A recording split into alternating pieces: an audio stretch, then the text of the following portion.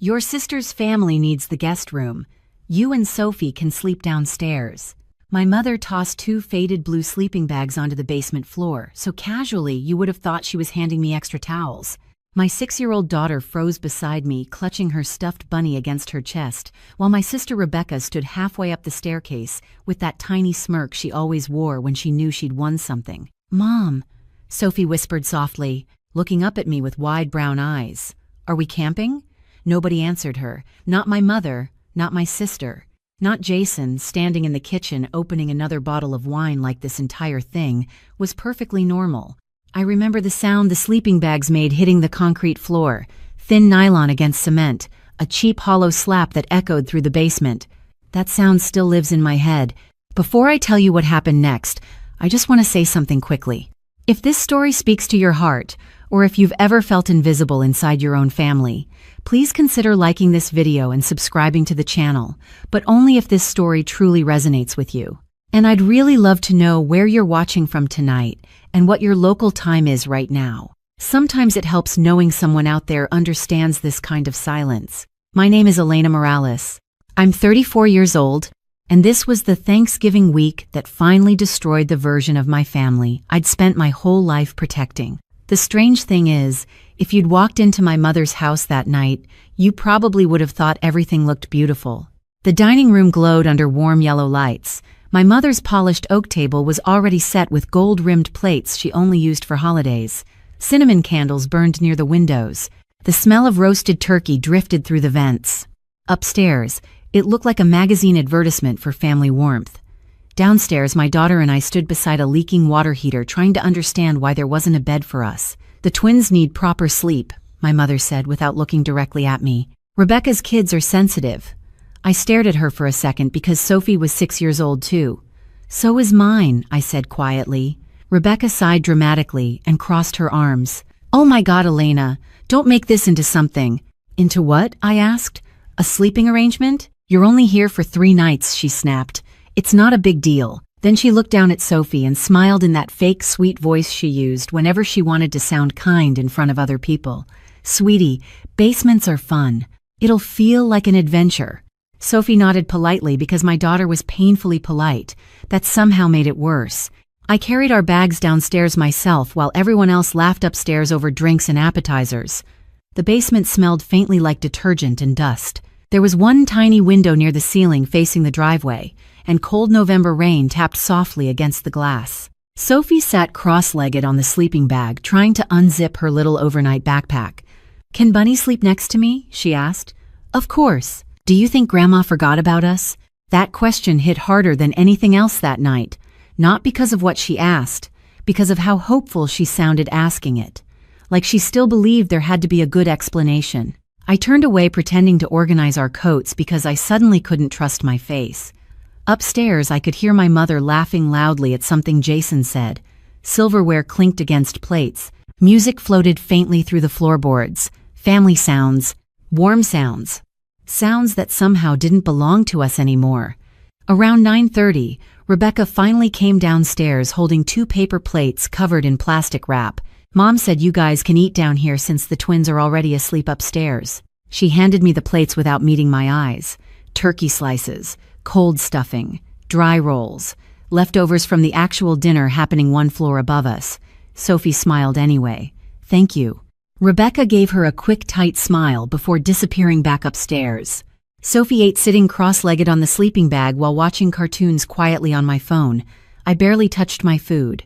My chest felt heavy in that familiar way it always did around my family, like I spent every holiday shrinking myself inch by inch just to make everyone else comfortable. And the truth is, this wasn't new. That's the part people didn't understand later. This wasn't one cruel moment. It was 20 years of smaller moments stacked together so tightly they finally collapsed under their own weight. Rebecca had always been the golden daughter. Rebecca with the perfect cheerleader smile. Rebecca with the beautiful twins, and the shiny new SUV, and the giant colonial house in Westchester. Meanwhile, I was the reliable one, the useful one, the daughter who handled things quietly, the daughter who paid Mom's overdue property taxes 2 winters ago without telling anyone. The daughter who spent 6 straight weekends organizing my mother's charity gala after Rebecca got overwhelmed. The daughter everybody called dependable right before asking for another favor. Nobody upstairs even knew the entire Thanksgiving fundraiser happening that Saturday only existed because of me. The donors, the vendors, the catering contracts, the auction sponsors. All of it sat color-coded inside the laptop, zipped inside my tote bag 10 feet away from me. Around 11:47, my phone buzzed against the concrete floor beside my coat. I glanced down at the screen. David, ballroom manager. For a second, I just stared at it while the phone vibrated in the darkness. Then another notification appeared. Urgent. Need final confirmation tonight. Upstairs, everyone erupted into another wave of laughter. Sophie had fallen asleep, curled beside me with her bunny tucked under her chin. Her tiny hand rested against the edge of the sleeping bag like she was afraid, even in sleep, that someone might take her space away too. I picked up my phone. And for the first time in 8 years, I let the call go to voicemail. I sat there for a long time after the phone stopped vibrating. The basement had gone quiet except for the steady hum of the old water heater and the soft clicking sound the heater made every few minutes like it was struggling to stay alive. Sophie shifted in her sleep beside me, her tiny fingers still wrapped around that worn stuffed bunny she had carried everywhere since preschool. Upstairs, somebody dropped a fork and everyone laughed again. I remember staring at the ceiling and realizing I could tell exactly where each person was standing just by the sound of their footsteps. My mother pacing near the kitchen island, Jason's heavy steps near the dining room, Rebecca walking quickly in heels because she always walked like she was entering a room she expected people to admire. It is strange the things you memorize when you spend your whole life trying not to upset people. The truth is, I learned very early that my role in the family was not to be loved loudly. It was to be useful quietly. Rebecca got attention. I got responsibility. Rebecca got praise. I got reliability. Even as kids, it worked that way. When I was 9, my mother spent $300 on custom dance costumes for Rebecca's recital. That same month, my sneakers had holes in the soles so wide my socks got wet walking home from school in the rain. I remember standing near the front door holding one shoe in my hand while my mother searched for safety pins for Rebecca's costume. "Mom," I said softly, "my shoes hurt." She barely looked at me. "You can wear your church shoes another week." Rebecca spun around in the living room wearing rhinestones and pink satin. "Mom, do I look pretty?" My mother smiled instantly. Beautiful. I do not think my mother even realized she was doing it half the time. That is what makes favoritism so confusing when you grow up inside it. Nobody announces it openly. It settles into the walls slowly like dust. Rebecca was emotional, dramatic, sensitive. I was calm, responsible, easy. So everyone assumed I needed less attention, less protection, less care. By 13, I was cooking dinner 3 nights a week because my mother started working later shifts at the accounting office downtown. Rebecca hated chores. She has volleyball practice, my mother would say while handing me grocery lists. Somehow my activities never counted the same way. I remember one winter evening, standing at the stove stirring canned tomato soup while snow tapped against the kitchen windows. Rebecca sat at the table painting her nails bright blue. "You forgot crackers," she complained without looking up. I looked at my mother, hoping maybe just once she would tell Rebecca to help herself. Instead, she sighed at me. "Elena, honey, your sister had a hard day." A hard day. Rebecca's hard days always mattered more than mine. When my father left, things got worse in ways nobody outside our family ever noticed. He packed 2 suitcases on a Thursday afternoon when I was 16. I remember because the washing machine was running, and my mother kept pretending she could not hear the zipper sounds from upstairs. Rebecca locked herself in the bathroom, crying loud enough for neighbors to hear. I sat at the kitchen counter balancing my mother's checkbook because the electric bill was overdue again.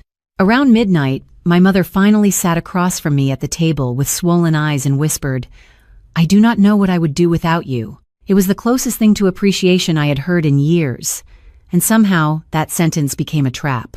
From then on, I became the daughter who handled things, the daughter who stayed calm during crises, the daughter who fixed problems before anyone else even noticed them. In college, I worked 30 hours a week at a catering company while taking business classes full-time because my scholarships only covered tuition. Rebecca changed majors 3 times and still called crying whenever she overdrafted her checking account. Guess who sent money? Guess who drove 3 hours one night because Rebecca locked herself out of her apartment after a party? Guess who helped my mother refinance the house after her second divorce? Every holiday, every fundraiser, every emergency somehow landed quietly in my lap. And every single time my mother introduced Rebecca to people, her voice changed. "This is my daughter Rebecca," she would say proudly. "She is incredible with people." Then she would gesture vaguely toward me. "And Elena keeps everything organized. Like I was a filing cabinet instead of a person." Around 12:30 that night in the basement, my phone lit up again. Another message from David at the ballroom. "Final head count needed. By morning or we release the reservation." I stared at the screen while rain slid slowly down the tiny basement window. Upstairs, I heard my mother say something loudly enough for everyone to hear. Thank God Rebecca inherited my social skills. More laughter followed. Sophie shifted beside me again, half asleep now. "Mommy?" she whispered. "Yeah, baby? Did Grandma want us here?" I opened my mouth to answer her, but for the first time in my life, I realized I honestly did not know. The basement felt colder after Sophie asked me that question. Did Grandma want us here? I remember pulling the blanket a little higher around her shoulders while staring at the tiny rain-streaked window above us. Outside, headlights swept across the glass every few minutes from cars turning into the neighborhood. Somewhere upstairs, cabinet doors opened and closed while everyone cleaned up after dinner together. Family sounds again. Familiar sounds. Except suddenly, they felt very far away. "Of course she does," I lied softly, brushing hair away from Sophie's forehead. "Grandma just gets stressed during holidays." Sophie nodded, because children believe the people they love, even when the words do not quite make sense. Within minutes, she drifted back to sleep beside me while I stayed awake staring at the ceiling. My phone buzzed twice more after midnight. First David from the ballroom, then Melissa from catering. Final contract deadline, 8:00 a.m. Without payment, we release staffing. I ignored both messages, but my chest tightened anyway because walking away from responsibility felt unnatural to me. Even now. Especially now. Responsibility had shaped almost every major decision of my adult life.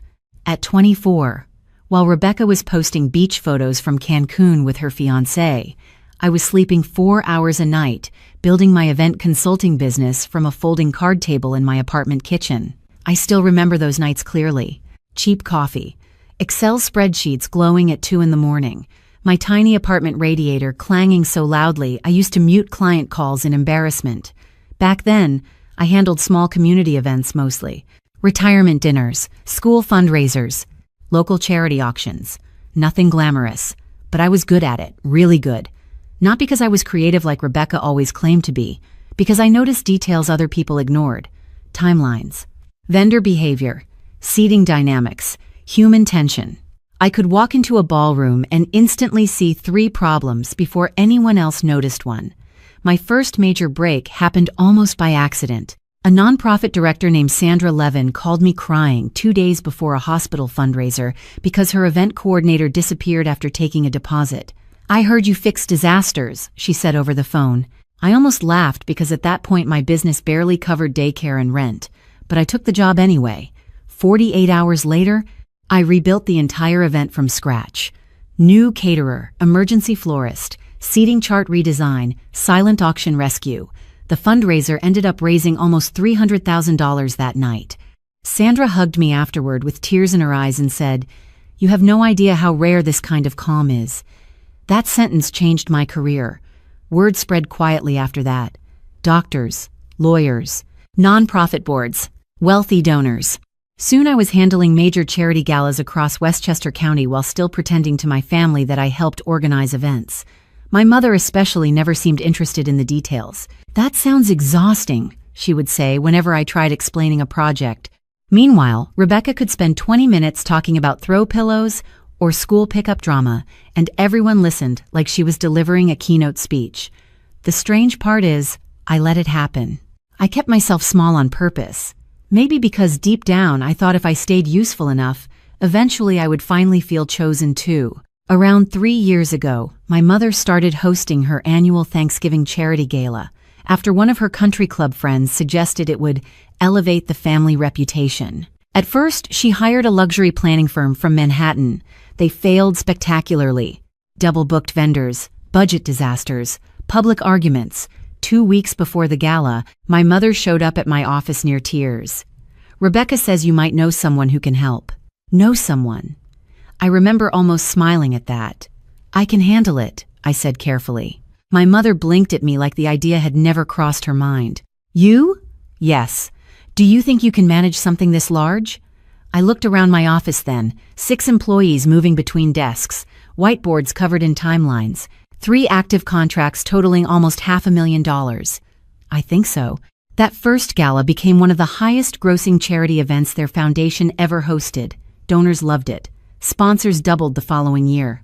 Local magazines featured photos of my mother and Rebecca smiling beneath chandeliers, while articles praised the Morales family vision. My name appeared nowhere.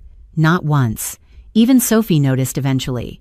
Last spring, she sat beside me coloring at my office while I finalized auction seating charts for the gala. "Why is Grandma on the poster if you made the party?" she asked innocently. I stopped typing for a second. "Because sometimes people only notice the person holding the microphone," I told her gently, "not the person building the stage." The next morning in the basement, I woke up around 6:30 to the smell of coffee drifting through the vents. Sophie still slept, curled tightly against me while pale gray morning light slid through the tiny window above us. For a few seconds, everything felt still. Then I heard my mother upstairs. "Wait, what do you mean the ballroom deposit was canceled?" Silence followed. Then another voice, sharper this time. "Rebecca, what do you mean Melissa quit the catering contract?" I slowly opened my eyes, and for the first time in years, I did not rush upstairs to fix it. The silence upstairs lasted maybe 10 seconds before panic started spreading through the house like smoke. I stayed perfectly still on the basement floor, listening to cabinet doors slam open and footsteps move quickly across the kitchen above us. "That is impossible," Rebecca snapped. "Mom already confirmed the ballroom weeks ago." Another voice answered faintly through the ceiling. "Jason, this time? Well, apparently somebody canceled the wire transfer." I slowly sat up, careful not to wake Sophie beside me. My back ached from sleeping on concrete and the basement air smelled stale and cold. Upstairs, my mother's voice sharpened into something I had heard many times growing up whenever life stopped moving the way she expected. "Call Elena," she said immediately. "Not are you okay? Not did Sophie sleep all right? Just call Elena, because deep down, they all knew who kept things running. They just never wanted to say it out loud." My phone began vibrating almost instantly beside my coat. Mom calling. I stared at the screen while it buzzed against the cement floor. Then Rebecca called. Then Jason. I let every call ring out. Upstairs, chairs scraped violently across hardwood floors. "Why is she not answering?" Rebecca demanded. "Because she is probably being dramatic," my mother replied sharply. I knew putting them downstairs would turn into this. That sentence settled into my chest heavier than I expected. Because even now, somehow, the problem was not what they had done. The problem was my reaction to it. Sophie stirred beside me and blinked sleepily toward me. "Mommy?" "Hey, baby." "Why are people yelling?" I forced a smile. "Just holiday stress." She rubbed her eyes and sat up slowly, hair tangled across one cheek. "Can we go home today?" Home. The word landed hard because technically we had nowhere to go after the weekend. My apartment lease had ended 2 weeks earlier after black mold was discovered behind the bathroom walls. The entire reason we were staying with my mother temporarily was because she insisted. "Family helps family," she told me over the phone 3 weeks earlier. I remember standing outside Sophie's elementary school during pickup while cold wind whipped across the parking lot. "Are you sure?" I asked carefully. "Just until the new place is ready?" "Of course," my mother said warmly. "You and Sophie can stay in the guest room. Do not waste money on hotels." Rebecca had overheard part of the conversation later during Sunday dinner. "Wait," she laughed. "Elena's moving back in?" My mother waved dismissively. "Temporarily." Rebecca smirked into her wineglass. "Wow. Just like old times." I should have noticed then, the tiny shift in tone, the satisfaction hiding underneath her smile. But I ignored it because I was exhausted. because I wanted to believe maybe this time things would feel different. Upstairs, footsteps pounded toward the basement stairs suddenly. A second later, Rebecca appeared wearing silk pajamas and holding her phone tightly in one hand. Her mascara already looked smudged. "What did you do?" she demanded before she even fully reached the bottom step. I looked at her calmly.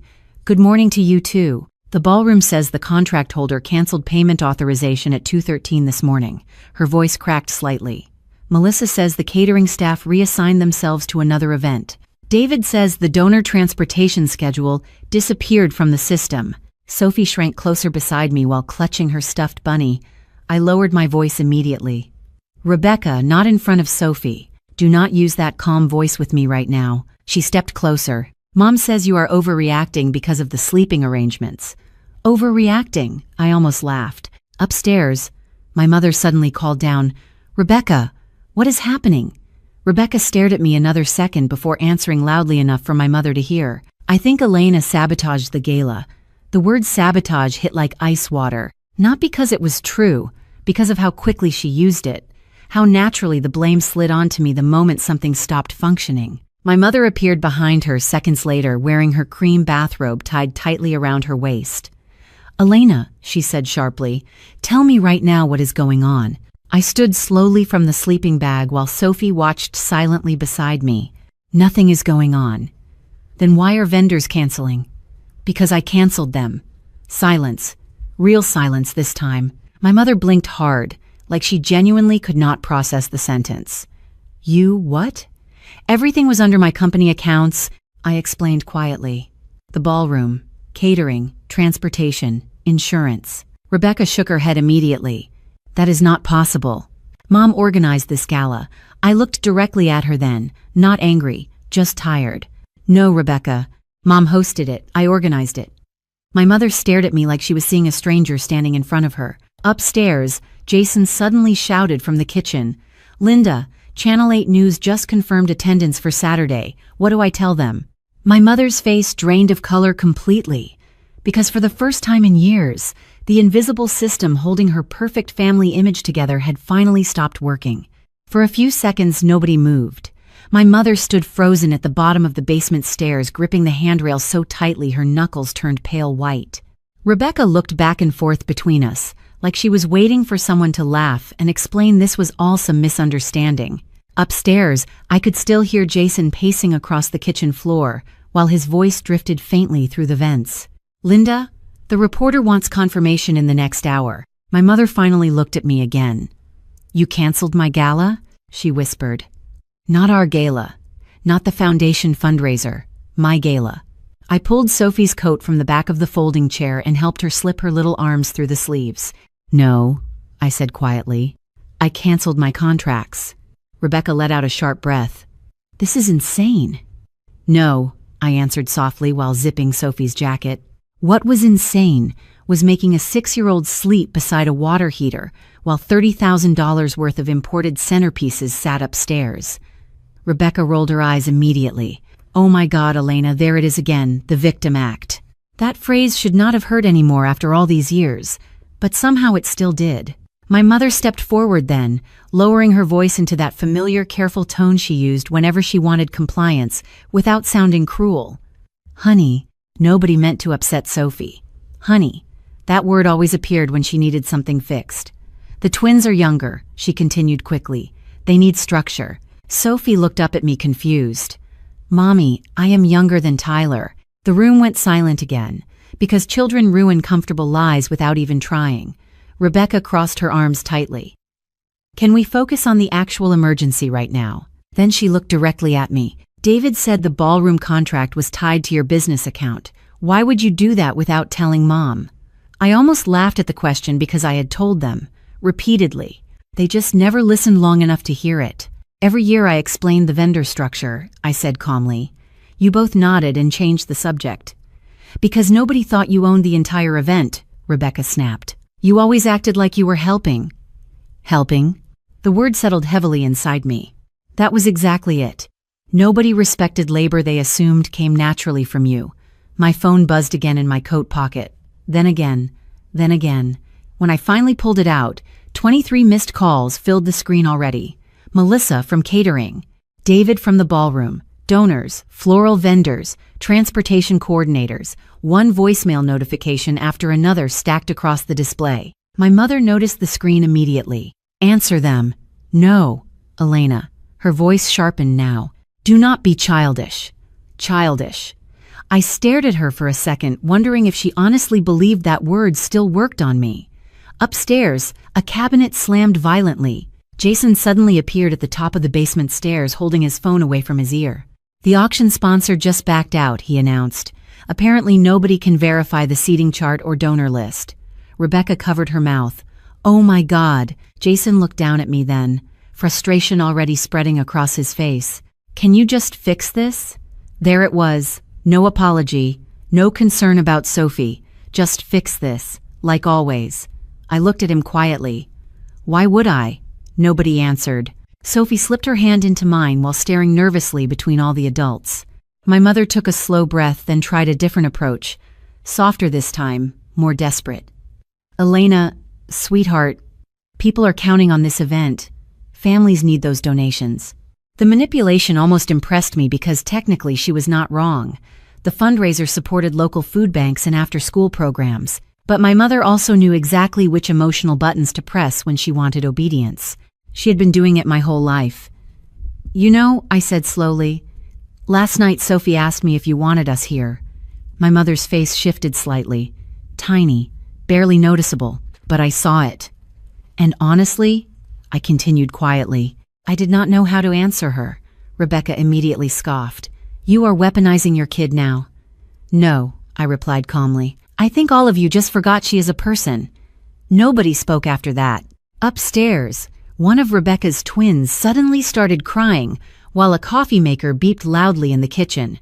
Ordinary sounds, morning sounds, but underneath them something else had cracked open inside the house, something nobody could smooth over anymore. My mother finally sat down slowly on the basement couch like her legs no longer trusted themselves. What do you want me to do? She whispered. That question almost broke me, because for one terrible second I wanted her to actually know. I wanted her to understand that this was never about sleeping arrangements. It was every ignored achievement, every dismissed sacrifice, every moment I taught myself to accept crumbs because I thought being needed was the same thing as being loved. But instead I just looked down at Sophie, adjusting her bunny carefully inside her backpack. I am tired, I said softly. Then I picked up our bags, took my daughter's hand, and walked past my family while my phone kept vibrating endlessly in my pocket.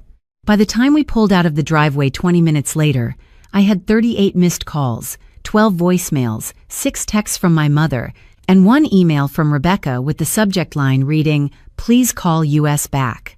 I read every message sitting in the parking lot of a roadside diner 30 miles away while Sophie colored quietly beside me in the booth. None of them mentioned the basement. None of them mentioned her. By sunset that night, I realized something that felt colder than anger. They did not miss us. They missed what happened when I stopped carrying everything alone. That first night at the motel felt quieter than it should have. The room smelled faintly like bleach and old carpet, and the air conditioner rattled every few minutes, even though I had turned it off. Sophie sat cross-legged on the bed, coloring with crayons from the diner, while cartoons played softly on the television mounted near the ceiling. Outside, trucks rolled past the highway in long, low waves that shook the window glass slightly each time. I remember standing in the tiny bathroom staring at myself under harsh fluorescent lights and thinking how strange it was that after everything that happened, the thing hurting most was not anger, it was embarrassment. Deep, quiet embarrassment. Like somehow I should have protected my daughter from all of it sooner. My phone sat face down beside the sink, vibrating every few minutes. I stopped checking after the 60-second missed call. Rebecca had switched from angry messages to emotional ones around lunchtime. First came texts. Then what are we supposed to do? Followed by you are punishing everyone over one misunderstanding. Then later, softer ones. Sophie should not be involved in this. Mom has been crying all day. By evening, my mother started emailing instead. Her first message arrived at 5:14 p.m. Subject line, "Please call me." The second came 30 minutes later. "Elena, I think things got out of hand this morning." The third arrived just before sunset. "Honey, People are asking questions, and I do not know what to tell them. I read every message without answering, not because I wanted revenge. Honestly, I was too tired to even feel satisfaction. Mostly I felt hollow, like something inside me had finally gone quiet after years of straining to be heard. Sophie climbed onto the motel bed beside me later that night, wearing oversized pajamas with little faded stars on them. "Mommy?"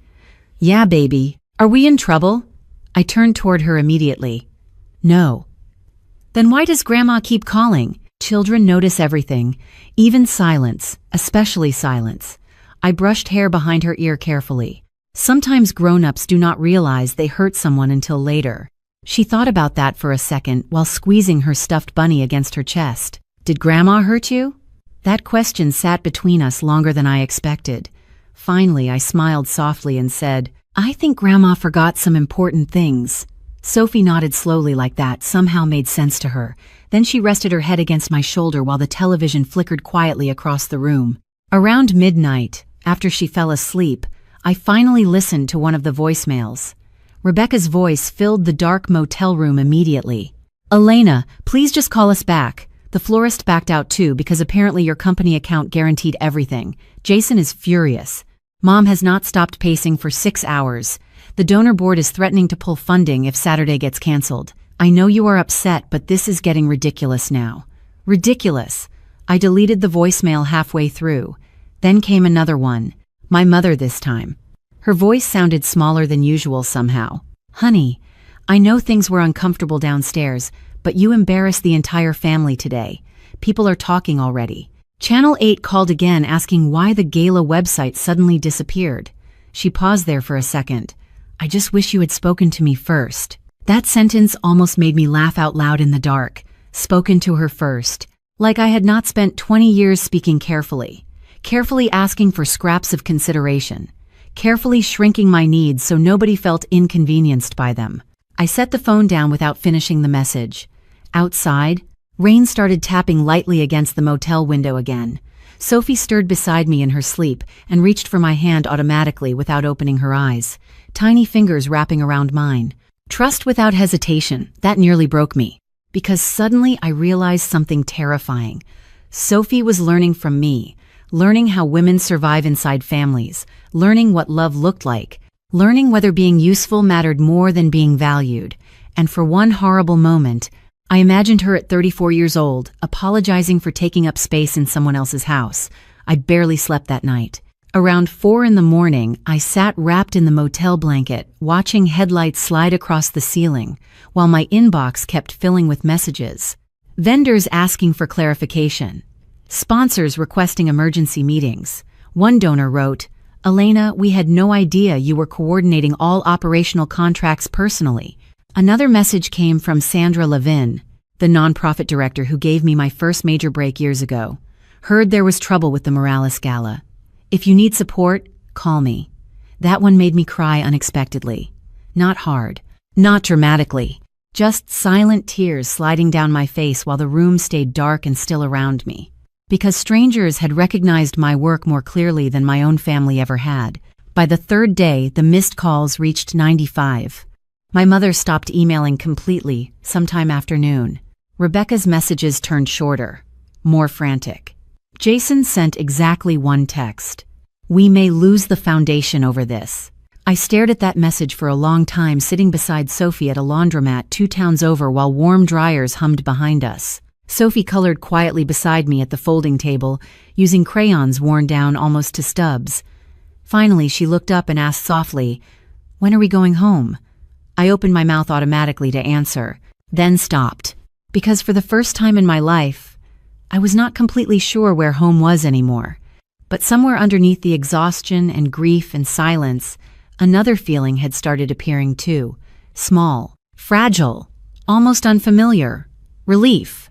3 weeks after we left my mother's house, Sophie and I moved into a small 2-bedroom apartment above a pharmacy in White Plains.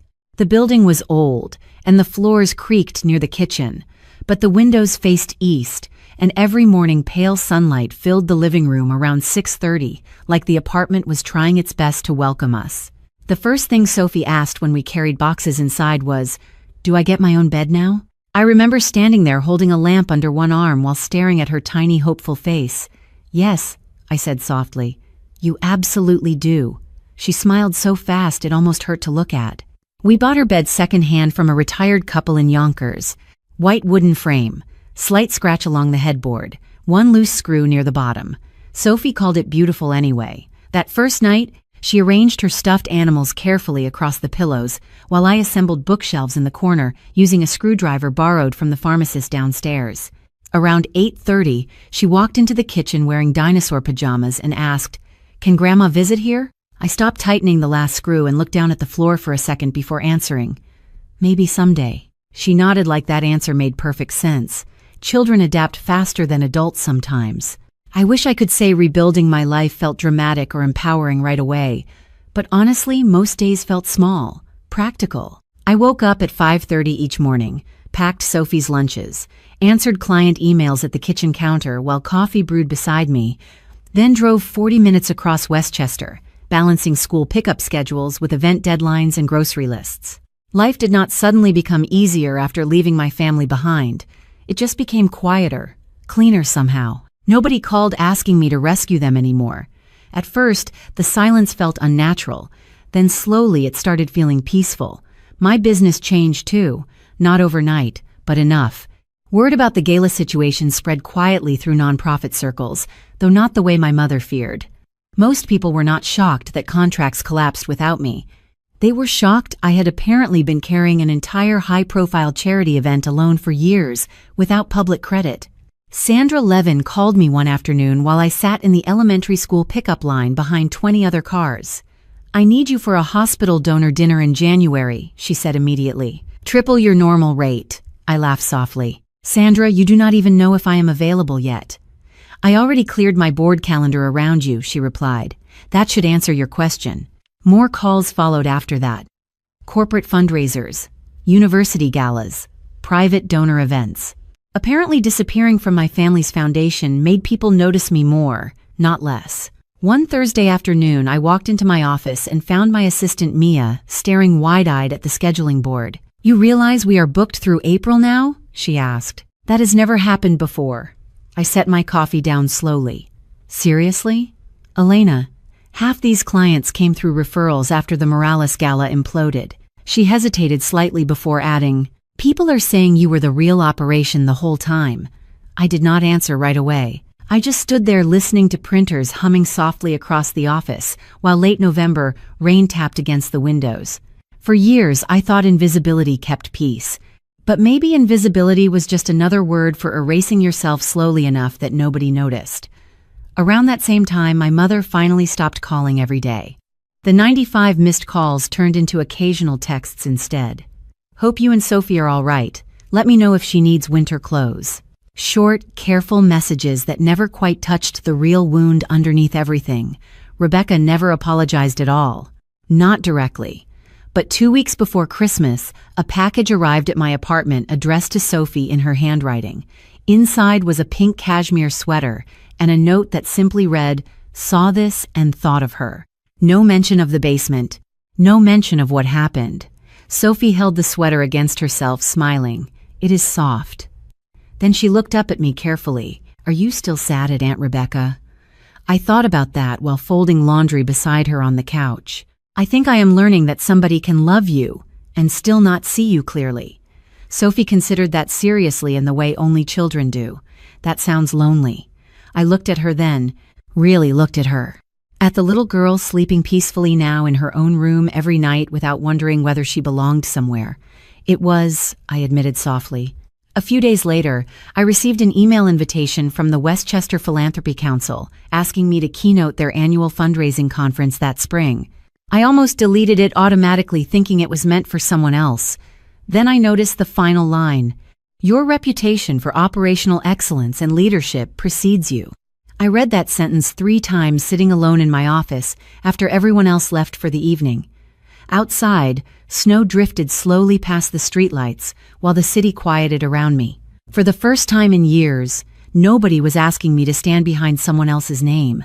And somewhere deep down, beneath all the grief and exhaustion and distance from my family, something steady began building quietly inside me again.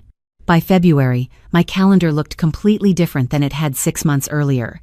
Every white square on my scheduling board carried handwritten notes in blue marker. Donor luncheon, pediatric cancer fundraiser, university gala, museum board dinner. Mia had started color-coding client categories because she said my brain worked faster visually than digitally when things became chaotic. Most mornings, I arrived at the office before sunrise, carrying coffee in one hand and garment bags in the other, while the cleaning crew still vacuumed the lobby downstairs. There was something strangely calming about those quiet, early hours before phones started ringing. The office smelled faintly like printer paper and espresso, and pale winter light stretched across the conference room windows, overlooking downtown White Plains.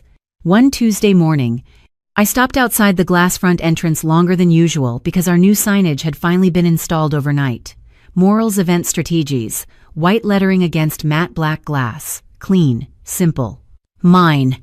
I stood there staring at my own name for several seconds, while commuters hurried past on the sidewalk carrying umbrellas against freezing rain. Mia walked up beside me, balancing 2 coffees in a cardboard tray. "You are doing the thing again," she said. "What thing?" "Looking shocked every time your company succeeds." I laughed softly and took the coffee from her. "I am still adjusting." "Well, adjust faster," she replied. "The mayor's office just requested a proposal meeting." Inside, everything moved quickly now. Assistants crossing between desks, carrying fabric samples and seating charts, phones ringing, laptops open during rapid-fire vendor calls. At 10:30, I led a strategy meeting for a children's hospital fundraising dinner scheduled for April. 12 people sat around the conference table taking notes while I moved calmly through timelines projected across the wall screen behind me. "Transportation staging shifts here," I explained, circling the entrance diagram with a laser pointer. "If donor arrivals bottleneck near valet check-in, you lose emotional momentum before guests even reach cocktail hour." The hospital director blinked slowly. "I have literally never heard anyone explain fundraising this way." "That is because most people think events are decoration," I answered. "They are actually psychology." A few people smiled at that while scribbling notes. Across the room, my assistant discreetly placed another contract folder near my chair. Sometimes during moments like that, I caught myself feeling strangely detached, almost like I was watching someone else's life happen from outside my own body. For years, my family reduced my work to organizing tables and flowers. But now executives, nonprofit boards, and city officials sat quietly while I spoke because they trusted me to hold complicated things together under pressure. The strangest part was realizing I had always been capable. I had just spent too long around people who benefited from pretending otherwise. Sophie noticed the changes too. One Friday evening, she sat at the reception desk coloring while I wrapped up a donor conference call. She loved coming to the office after school because everyone treated her like she belonged there. Mia kept animal crackers in her desk specifically for her. The interns taught her how to use the label maker. One of my event coordinators even bought her tiny business cards as a joke. Sophie Morals, Assistant Director of Snacks. She carried them everywhere proudly. That afternoon, she watched me finish a meeting with 2 board members from a major arts foundation. When they finally left, one of them shook my hand and said, "You run this room better than most executives I know." After the elevator doors closed, Sophie looked up at me from the reception chair. "Mommy?" "Yeah?" "Everybody listens to you here." I smiled slightly while gathering folders from the conference table. "That is usually what happens when people respect your work." She thought carefully for a second before asking, "Why did Grandma never do that?" The room went very quiet around us. Outside the windows, snow drifted slowly past the streetlights while traffic crawled through downtown. I sat beside her on the reception couch and adjusted the scarf around her neck. "Sometimes people get so used to someone carrying weight quietly," I said softly. "They forget how heavy it actually is." Sophie nodded slowly, though I was not sure she fully understood yet. Maybe that was all right. Children should not have to understand emotional neglect too early. Around that same time, local magazines started featuring my company regularly. One article called me the operational architect behind Westchester's most successful fundraising events. Another featured a photograph of me standing inside a ballroom wearing a black tailored blazer with my company badge clipped near the lapel. Underneath the photo, the caption read, "Elena Morales, founder and lead strategic director." The first time I saw that title printed publicly, I stared at it for a long moment alone in my office. Founder, lead strategic director, not helper, not organizer, not dependable daughter. Meanwhile, back at my mother's house, things apparently never fully recovered after the gala collapse. I knew because mutual acquaintances occasionally mentioned it quietly during events. Donors pulled back. Board members resigned. Rebecca stopped appearing at charity functions almost entirely. Once, during a networking dinner at the Ritz-Carlton in Rybrook, I overheard two women whispering near the dessert table. Apparently, the younger daughter handled everything all along. Really? That is what I heard. I kept walking without reacting, though my chest tightened slightly anyway. Not from satisfaction, just sadness for how long the truth sat in plain sight unnoticed.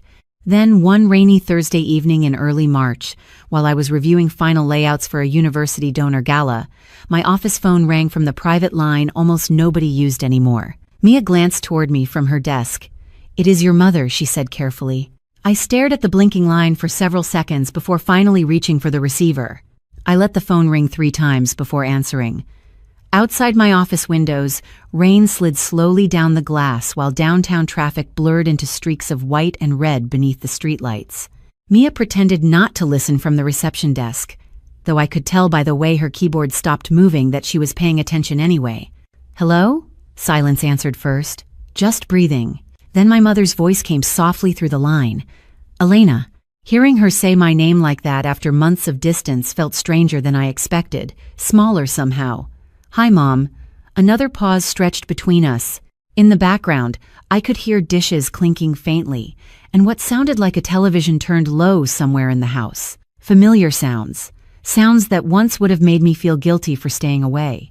"I heard your company is doing very well," she said carefully. "We are busy." Rebecca saw an article online. Of course she did. I leaned back slowly in my office chair while staring at the framed event layouts pinned along the wall across from me.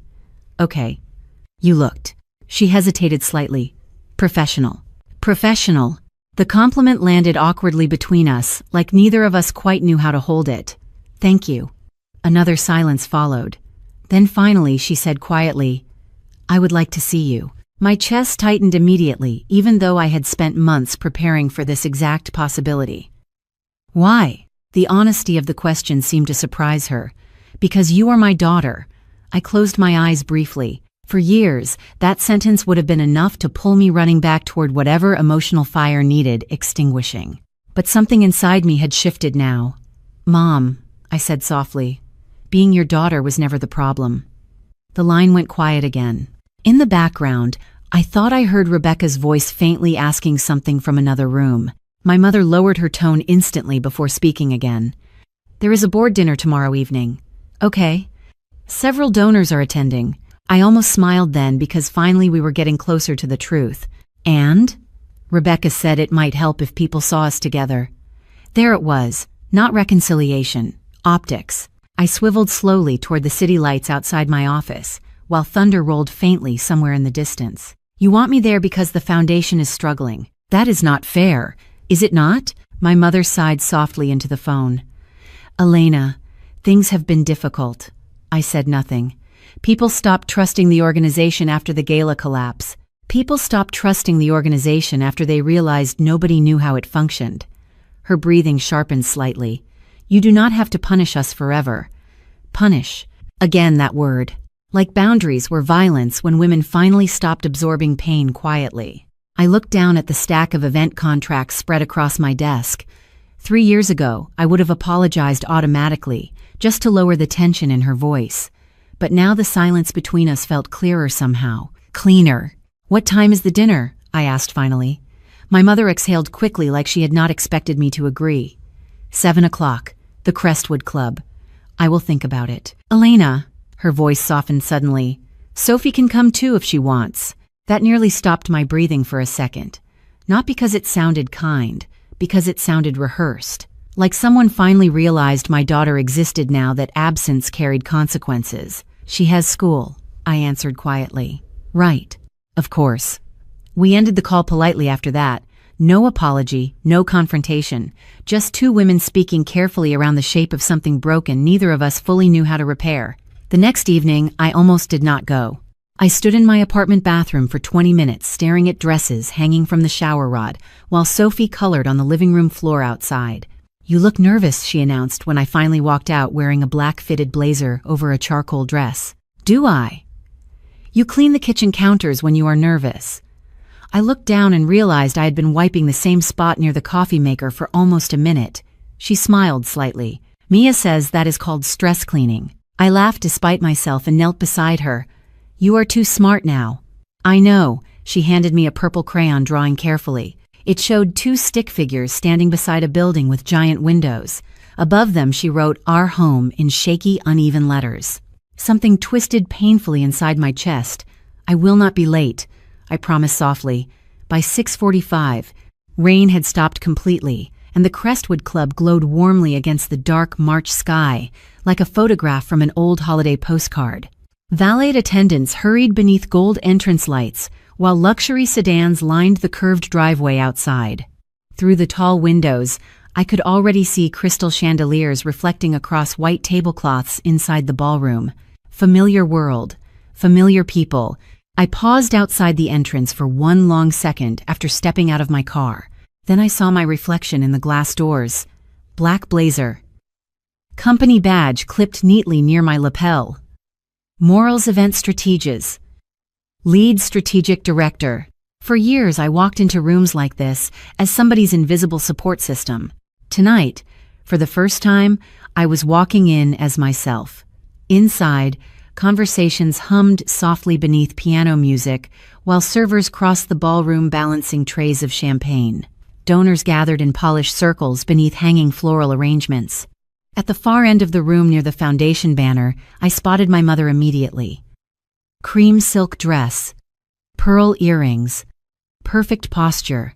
Rebecca stood beside her, smiling tightly at a donor couple, while Jason adjusted his cufflinks nearby. Then Rebecca looked up and saw me standing near the entrance, and the expression that crossed her face told me instantly they had not invited me here just to reconnect. The room changed the second I walked in. Not dramatically. Nobody gasped. Nobody dropped a champagne glass. But conversations softened slightly around the edges, the way they do when people notice tension they do not fully understand yet. Rebecca recovered first. She pasted on that polished social smile and crossed the ballroom toward me in nude heels that clicked sharply against the marble floor. "Elena," she said warmly enough for nearby donors to hear, "you made it." I noticed immediately that she kissed the air beside my cheek instead of actually touching me. Performance. Everything about tonight suddenly felt like performance. "Good evening, Rebecca." Her eyes flicked briefly toward the company badge clipped near my blazer. I watched her expression tighten almost invisibly before she smiled again. "You look busy these days." "I am." We have all heard. There was something underneath the sentence. Not admiration. Calculation. Behind her, my mother started moving toward us through clusters of donors while smoothing one hand nervously against her dress.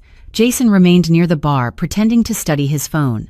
"Elena," my mother's voice sounded softer than I remembered. Tired somehow. She stopped in front of me, and for one strange second, we simply stared at each other, surrounded by candlelight and quiet piano music. Up close, I noticed details I had not expected. The faint shadows beneath her eyes, the stiffness around her mouth. She looked older than she had 6 months earlier. "Hi, Mom. Thank you for coming. You asked me to." Another pause settled between us before a silver-haired donor approached, smiling warmly. "Linda," he interrupted, "you did not tell us Elena Morales would be here tonight." He turned toward me immediately, extending his hand. "Richard Bennett. We met briefly at the Pediatric Oncology fundraiser in January." "Of course," I said politely while shaking his hand. "Your foundation exceeded projections by almost 40% that evening," he continued. "People are still talking about that donor strategy." Nearby conversations quieted slightly now. Rebecca smiled too quickly beside me. "Elena has always been helpful with events." "Helpful?" I glanced at her calmly. "Actually, my firm directed the entire operational structure for that fundraiser." Richard Bennett blinked once before laughing softly. "Directed? Your team practically saved the hospital board from collapse." He turned back toward my mother. "Linda, your daughter is becoming one of the most respected strategic planners in the county." My mother opened her mouth slightly, but no words came out immediately. Across the ballroom, Another donor couple suddenly approached. Then another. Within minutes, I found myself standing inside a growing circle of people, asking questions about event logistics, fundraising models, donor retention strategies. People listened carefully while I answered. Really listened. "You are the Elena Morales?" one woman asked suddenly. "The one who rebuilt the Hartford Children's Gala in 72 hours after the venue flood?" "That story is wildly exaggerated," I said with a small laugh. "Only slightly," another man replied. "My board still talks about it." Around us, I could feel my family growing quieter, smaller somehow. Rebecca kept adjusting her bracelet repeatedly while scanning the room. Jason stopped pretending to check his phone entirely. My mother simply watched me, not proudly, not exactly, more like someone slowly realizing they had misunderstood the shape of something for years. Then came the moment everything shifted completely. Near the center of the ballroom stood a giant digital donor display cycling through sponsor names and foundation highlights. One of the younger board members suddenly walked onto the small stage holding a microphone. "Before dinner begins," he announced cheerfully, "we would like to acknowledge an unexpected guest tonight." I felt my stomach tighten instantly. Many of our donors know the Morales Foundation faced operational difficulties this year. Uneasy laughter moved softly through the room. Rebecca's posture stiffened beside me. "However," the board member continued, "several people requested we formally recognize the individual responsible for designing and managing the Foundation's most successful fundraising systems over the last 8 years. The ballroom grew very still. My mother slowly turned toward me. "Elena Morales," he said clearly into the microphone, "would you please join us on stage?" For a second, nobody moved. Then scattered applause started near the back of the room before spreading outward across the ballroom. Real applause. Not polite social clapping. Genuine recognition. I looked toward my mother instinctively. Her face had gone completely pale. Rebecca whispered sharply beside her, "Who approved this?" But nobody answered because the board member was still speaking. Many of us did not realize until recently that Elena personally handled donor architecture, sponsor acquisition, operational logistics, and emergency event recovery for nearly every major foundation function since 2016. More applause followed. I could actually hear whispers now moving between tables. "Wait, she did all of it? I thought Rebecca managed those events." No wonder everything collapsed. Rebecca's eyes widened slightly at that last sentence. My mother looked like she could barely breathe. Slowly, I walked toward the stage beneath the chandeliers while hundreds of eyes followed me across the ballroom, calm, controlled, quiet, exactly the way I had survived my whole life. The board member handed me the microphone gently. "We simply wanted to say thank you," he said. "A lot of people here believe this foundation would not even exist without your work." I stared out across the room then, at the donors, at the board members, at my mother standing frozen beside the foundation banner, at Rebecca gripping her champagne glass so tightly her fingers trembled slightly. Then finally I spoke. "For a very long time," I said quietly into the microphone, "I thought love meant proving your value by carrying everything silently." The room stayed completely still. "But eventually," I continued softly, "silence becomes expensive." And in that exact moment, my mother started crying. The applause faded slowly, but the silence that followed felt heavier somehow. I handed the microphone back to the board member carefully and stepped down from the stage while hundreds of eyes continued following me across the ballroom. Nobody seemed quite sure what to say anymore. The polished social atmosphere had cracked open just enough for the truth underneath to show through. Donors whispered quietly near their tables. Board members exchanged uncomfortable glances. Across the room, my mother still stood frozen beside the foundation banner, with tears sliding silently down her face. Rebecca looked furious now, though she was trying desperately not to show it publicly. I walked toward the exit slowly, intending to leave before anyone could corner me emotionally. But halfway across the ballroom, my mother finally moved. "Elena." Her voice trembled just enough to stop me. I turned around calmly. The room seemed to pause again, watching us. My mother approached carefully, one hand still gripping the edge of her clutch purse too tightly. Up close, her mascara had smudged faintly beneath her eyes. I could not remember the last time I had seen her look uncertain in public. "Can we talk?" she asked quietly. I glanced around the ballroom once.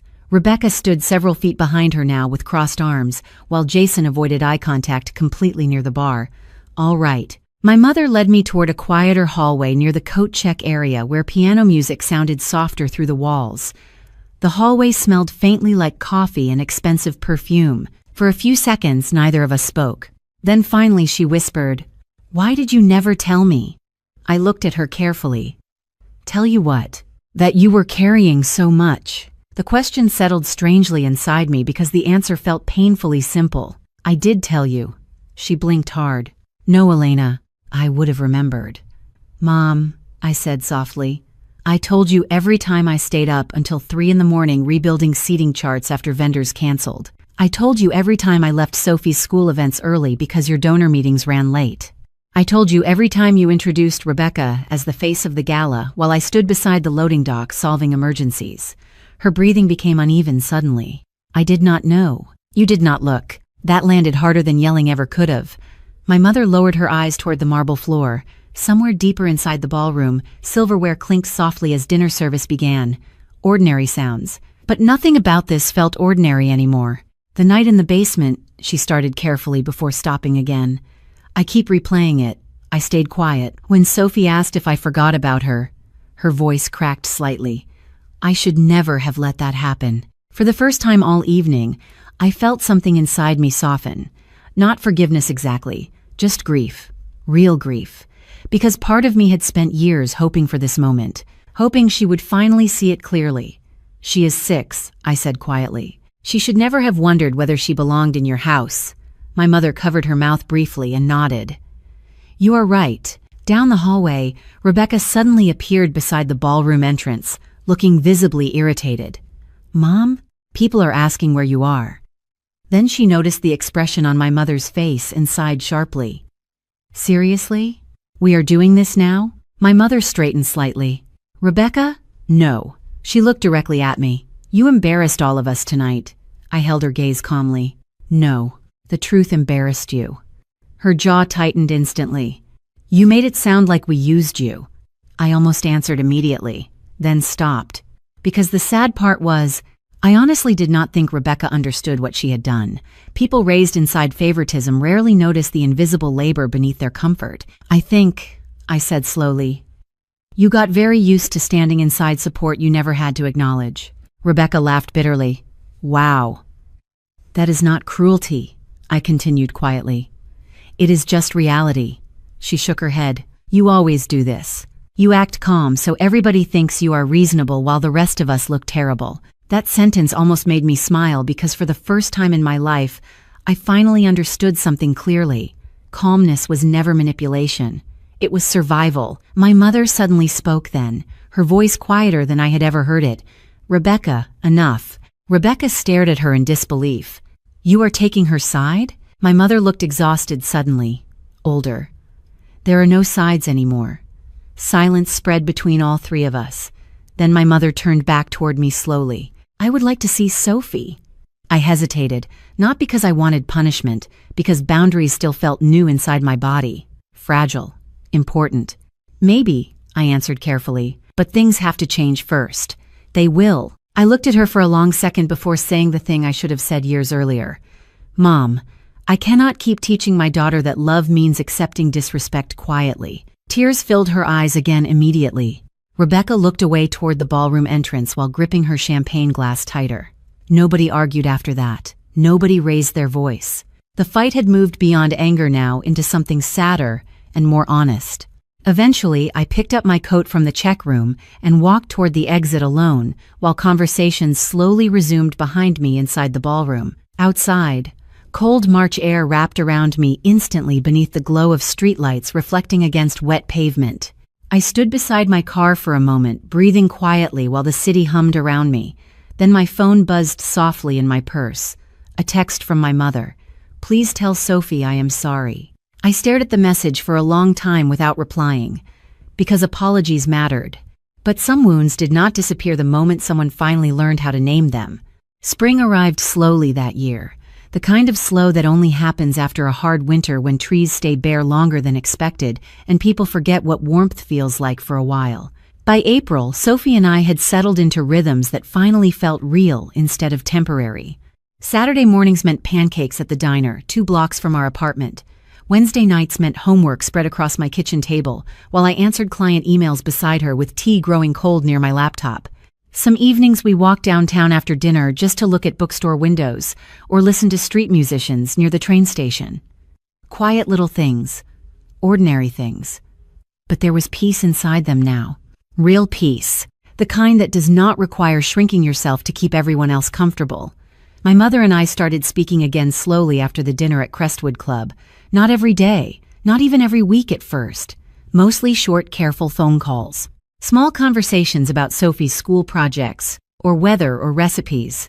Sometimes there were long pauses neither of us knew how to cross yet. Healing, I learned, is not one dramatic apology followed by instant forgiveness. It is consistency, accountability. Tiny changed behaviors repeated quietly over time. About 2 months after the gala dinner, my mother came to visit our apartment for the first time. I remember opening the door and watching her eyes move slowly around the living room. The secondhand couch, Sophie's drawings taped carefully beside the bookshelf, fresh flowers near the kitchen sink. Nothing luxurious, nothing impressive, but ours. Sophie ran toward her, immediately holding a spelling test with a gold star at the top. "Grandma, I got 100%. My mother knelt down slowly and smiled at her with tears already gathering in her eyes. "I am so proud of you." Then she looked up at me standing near the doorway, and for the first time in my entire life, I realized she finally understood those words were supposed to belong to me too. Rebecca took longer, much longer. Some people can survive guilt easier than reflection. We stayed distant for nearly a year except for occasional polite family gatherings where conversations remained careful and shallow. But one afternoon she unexpectedly showed up at my office, carrying 2 coffees and looking exhausted. "Can I ask you something without you thinking I am attacking you?" she said immediately. I nodded slowly. She stared down at the coffee cup in her hands for a second before whispering, "Was I really that cruel?" The honesty in her voice caught me off guard. I thought carefully before answering, because truth does not always need sharp edges to matter. "I do not think you were trying to hurt me," I said softly. "I think you got used to being centered in rooms where other people disappeared quietly." She swallowed hard after that. Neither of us cried. Neither of us fought. But something honest finally entered the room between us for the first time in decades. And honestly, sometimes honesty is the closest thing broken families ever get to healing. Professionally, life kept growing in ways I never expected. Morales Event Strategies expanded into a larger office downtown, with full glass conference rooms and a team of 12 employees. The first time I saw my company logo displayed across the lobby wall in brushed silver lettering, I stood there silently after everyone left for the evening, just staring at it beneath the soft overhead lights. Sophie walked in beside me, wearing her little backpack after dance class, and whispered, "Mommy, this looks like a real company." I laughed softly. "It is a real company." "I know," she said proudly, "but now everybody else can tell too. Children say things adults spend years overcomplicating." Last Thanksgiving, almost exactly 1 year after the basement night, my mother invited Sophie and me for dinner again. I almost declined automatically out of habit. But when we arrived, the guest room door stood open upstairs, with fresh blankets folded neatly across the bed. Sophie's name rested on a small handwritten card placed carefully on the pillow, and downstairs in the basement, the sleeping bags were gone. Completely gone. In their place sat shelves filled with storage boxes, and old holiday decorations like that night had finally been acknowledged instead of hidden away. During dinner, nobody mentioned the past directly, but at one point my mother quietly reached across the table and adjusted Sophie's napkin the way she used to do for Rebecca's twins years ago. Small gesture, tiny gesture. Yet somehow it carried more apology than words ever could.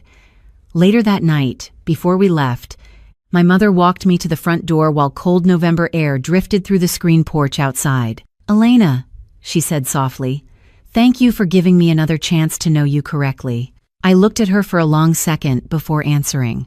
"Thank you for finally trying." And strangely enough, that was enough. Not perfect, not magical, just honest. I think that is what adulthood really teaches you eventually. Some people will never become who you needed them to be when you were younger. But that does not mean you have to keep abandoning yourself waiting for them to change. Boundaries are not cruelty. Distance is not betrayal. Sometimes loving yourself properly is the first honest thing you do after years of pretending pain feels normal. If somebody listening to my story right now feels invisible inside their own family, I need you to hear this clearly. Being needed is not the same thing as being valued. And constantly proving your worth to people determined to misunderstand you will eventually drain the life out of your spirit. Protect your peace early. Learn your finances. Trust your instincts when something feels wrong. And please do not teach your children that love requires humiliation to survive. God, or the universe, or whatever name you give to grace, did not create you to disappear quietly inside someone else's comfort. My name is Elena Morales. I am 34 years old, and the core lesson I want to leave with you is this. The moment you stop begging for space at someone else's table is often the exact moment you finally begin building your own. Thank you for sitting with me through this story. Truly. If you have ever carried invisible weight for people who only noticed your absence after you collapsed, I hope tonight made you feel a little less alone. And if this story stayed with you, feel free to leave a comment sharing where you are watching from or what part touched your heart most. You can subscribe if you would like to hear more stories like this one. Somewhere out there, someone else may need the reminder that healing is possible too. Tonight, after Sophie fell asleep, I walked quietly into her room to turn off the lamp beside her bed. Her stuffed bunny rested near the pillow while moonlight stretched softly across the blanket. For a long moment, I just stood there listening to the peaceful sound of my daughter sleeping safely in a room where she never once had to question whether she belonged. And I think that was the real ending all along. If this story moved you, there are more journeys waiting in the playlist beside this one. Other families, other quiet heartbreaks, other people learning how to choose themselves after years of silence. And maybe somewhere inside one of those stories, you will recognize a piece of your own healing too.